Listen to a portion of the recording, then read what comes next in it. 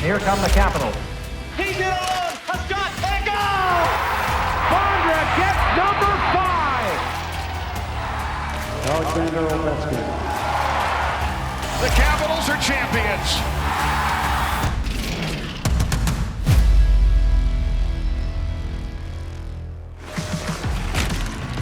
You look at the years after 83, 84, and people around the NHL will say, we had the best defensive core in the National Hockey League, bar none. Langway taking out 2 Nordiques in the corner. But you needed the offensive components to it too. Bobby Carpenter, Mike Gartner, and Bengt-Ake Gustafsson. I have great memories of watching Bengt Gustafsson. He's a great Capital that sometimes we forget about. Back to the point, knocked away. Gustafsson a break. Bengt Gustafsson racing in a slap shot and a goal. A super talent. Gustafsson slammed the puck into the net. And just underrated, not underappreciated by us, and I don't think the Washington fans. He was Swedish, he was a great assist man, he was a great skater. Fast. Look how he stops and gets Patrick in front of him and uses Patrick as a screen in front of Van Beesbrook. He used a stick that was higher than him, and I used a really short stick, and I used to say, Gussie, how can you use that stick? He said, I can do it, but how can you use that stick? Every time the Oilers would come to town with Gretzky, Gustafsson would just shadow Gretzky on the ice and frustrate the Oilers, and we'd win a lot of those games. I think he was a coach's dream. Here was a guy that you could use in every single situation, anytime in the game. Gustafsson with Gartner. Gustafsson a shot and a goal! Last minute of a period, Gussie's on the ice. Last minute of a game, Gussie's on the ice. Killing a penalty, Gussie's on the ice. On the power play, Gussie's on the ice. Gustafsson, who has been hotter than hot against the Islanders, continues.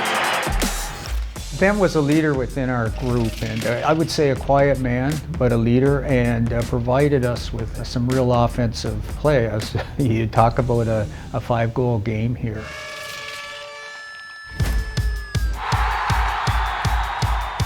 That game, it seemed like everything he touched went in the net. Gustafsson over for Gartner. It goes wide. Rebound. Blomqvist in front, and it's tied up. Bengt Gustafsson. Back for Gartner. Tries to center in front. Score! And nice give and go. And Gustafsson his second of the game.